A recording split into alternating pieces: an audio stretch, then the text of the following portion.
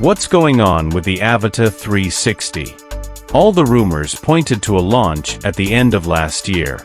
DJI itself leaked promotional images that revealed its main features. It has already been certified by the FCC, and even its prices were disclosed on a Chinese social network. In January, real photos of the drone surfaced, confirming the main characteristics revealed in the earlier leaks. Now we've already entered February, and the silence continues. That's why I reached out to a friend who lives in China and has contacts inside DJI, and he revealed some of the reasons behind this delay. The first point he made very clear is that the Avata 360 is not a rumor. It truly exists. We're not talking about speculation. After all, it has been approved by regulatory authorities, which only happens with finished products. In addition, he also confirmed that the leaked images are real. This places the product at an advanced stage of development. In other words, it's not a prototype, it's ready to be launched. But there are three possible reasons that may have led DJI to hold back the launch of this drone. The first reason is the loss of urgency. DJI originally intended to release the Avata 360 before the anti-gravity, which was initially scheduled to launch in January 2026. However, Insta360 moved faster and brought the anti-gravity launch forward to December 4th. Therefore, DJI decided to rethink its strategy, as the Avata 360 project was being pushed forward at a very accelerated pace. And this brings us to the second reason why DJI decided to delay the launch of this drone. Due to that urgency, it would have been released with some incomplete features that would need to be addressed later through future updates, especially issues related to 360 image processing. We have to remember that the Avata 360 will not be a conventional drone. It will be a hybrid drone that combines FPV capabilities with 360-degree image capture, and this requires a complex integration of hardware and software into DJI's existing ecosystem. In addition, handling 360-degree footage adds extra complexity to exporting, editing, social media compatibility, and operating system integration. If this experience isn't flawless, the product could become a sales failure and damage DJI's image in the market. The third reason is the regulatory process that is blocking new DJI products from entering the US market. Even when a product receives FCC certification, that does not guarantee approval for sales. It only means the hardware has passed technical testing. Because of this, DJI is rethinking its commercial strategy, prioritizing the Asian market and adjusting global pricing in a way that compensates for the sales lost in the US market.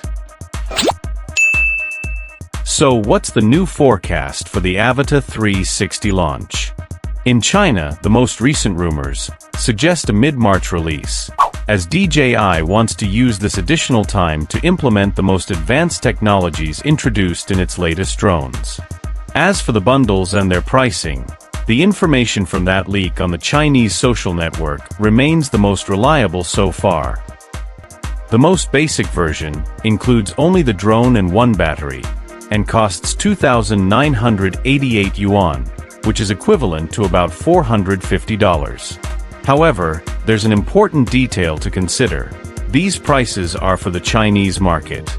For a global launch, I believe $500 is still a more realistic price point. This basic version is aimed at users who plan to use the Avata 360 autonomously, controlling the drone through new advanced tracking features, similar to the Mini 5 and Neo 2, which offer updated active track modes that can follow subjects at high speed while avoiding obstacles quickly and safely.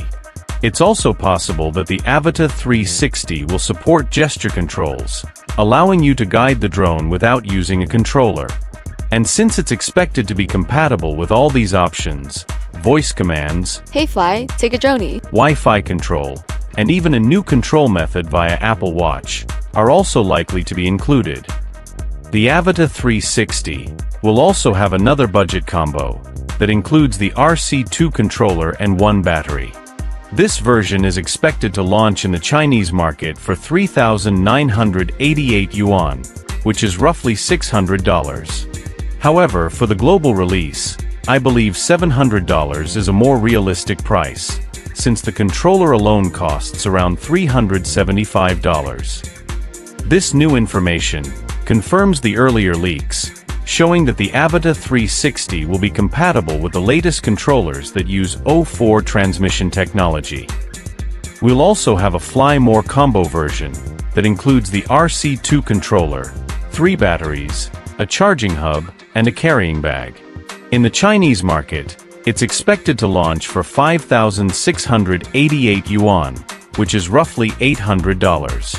For the global market, however, this combo should land closer to the $1,000 range. There will also be an FPV version that includes the goggles N3, the motion controller, 3 batteries, a charging hub, and a carrying bag. This version is expected to launch in the Chinese market at the same price as the previous combo, 5,688 yuan, or about $800, but it should also reach the global market priced around $1,000. When the Avata is in stabilized FPV mode, it will behave similarly to the Neo 2, taking full advantage of the latest obstacle avoidance technologies. So when it's being controlled with the Motion Controller 3, together with the Goggles 3, or the more affordable Goggles N3, it will likely be assisted by front-facing LiDAR and anti-collision sensors, in addition to the traditional rear optical sensors and the downward infrared sensor, delivering a smooth and safe flight experience. But without a doubt, the Avata's biggest differentiator is FPV flight in manual mode, which unlocks the drone's full potential. In this mode, all sensors are disabled to give more experienced pilots complete freedom to perform aggressive maneuvers. However, to access this mode, the FPV Controller 3 is required, and this controller won't be included in any combo, as it will continue to be sold separately at roughly the same current price, around $200. The biggest new feature of this drone will be its 360-degree mode. When activated, the gimbal will position itself so that the 2 spherical lenses face upward and downward. Each of these lenses is expected to have a 180-degree field of view and 4K resolution. These images will then be stitched together using AI processing, making the drone itself invisible and creating a single 8K 360-degree image that captures everything around it, allowing you to choose the best angle during final editing. This leak also suggests that when the Avata is flying in 360 mode, it will be assisted by an omnidirectional obstacle avoidance system. But notice that it only appears to have dedicated sensors on the front. Because of that, I believe the Avata will use the 360 camera lenses themselves as optical sensors, working together with the other sensors and the LiDAR to deliver powerful all-around protection. The Avata 360's camera will likely have specs very similar to the Osmo 360, which uses a 1-inch sensor. When shooting in panoramic mode with both lenses, it captures photos at a maximum resolution of 120 megapixels and records 8K at 50 frames per second. And when it uses only one lens, which in the drone's case would correspond to FPV mode, it shoots 30 megapixel photos and records 5K at 60 frames per second. One thing that should improve a lot is the range. Right now, the Avata 2 reaches about 13 kilometers, but the Avata 360 will likely come with DJI's most recent transmission system, O4 Plus, which reaches 20 kilometers and delivers far superior stability. And that's exactly what matters for an FPV drone. Image quality and ultra-low latency in the video feed make all the difference when performing high-speed maneuvers. As for battery life, the official Avata 360 label has just leaked, and based on that data, we can estimate a small improvement in endurance, going from the current 23 minutes of the Avata 2 to around 25 minutes on the Avata 360. And proportionally, we can also estimate the weight, which should be slightly higher, moving from 377 grams to approximately 400 grams. I believe the internal storage will also get a significant upgrade, jumping from the Avata 2's 46 GB to something around 128 GB on the Avata 360, and it should still be expandable via SD card. This larger capacity is essential, since 8K files are extremely heavy. And here we reach an important point. The Avata 360 won't be a drone for beginners. Both of its flight modes require some level of experience, not only for FPV flying, but also for handling and editing 360-degree footage.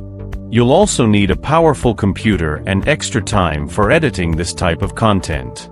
If all these rumors turn out to be true, the DJI Avata 360 has everything it needs to become the most innovative drone the brand has ever released. It's set to push drone technology to a whole new level, opening up new possibilities for professionals and enthusiasts who want to extract the full potential of immersive 360-degree footage. If you enjoyed this video, make sure to leave a like and don't forget to subscribe to the channel. Thanks for watching.